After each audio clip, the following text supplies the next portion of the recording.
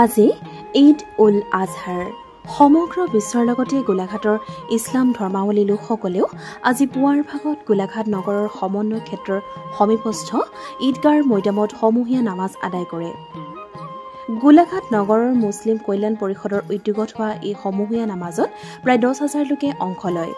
সমূহীয়া নামাজৰ অন্তত নিজ নিজ পৰিয়ালৰ সৈতে আনন্দৰে পালন কৰে ঈদ। গোলাঘাট নগৰ মুছলিম কল্যাণ পৰিষদৰ সম্পাদক মুখতাৰ আলীৰ শুভেচ্ছামূলক ভাষ্য শুনক। আজি সঁচাকৈ আমাৰ কাৰণে বহুত গৌৰৱৰ দিন।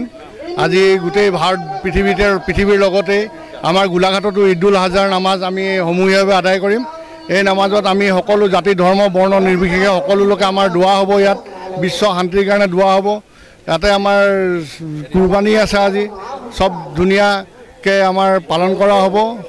আমাৰ গোটেই ইছলাম ধৰ্মী ৰাইজসকলে সকলো ধৰ্ম জাতি ধৰ্ম বৰ্ণ নিৰ্বিশেষে সকলো লগতে মিলা প্ৰীতিৰে আজি ঈদ উদযাপন কৰিব। ইয়াত প্ৰায় 10,000 মানুহে আজি একেলগে নামাজ আদায় কৰিব।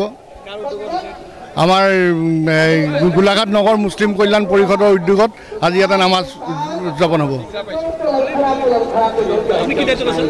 মই সম্পাদকৰ দায়িত্বত আছোঁ।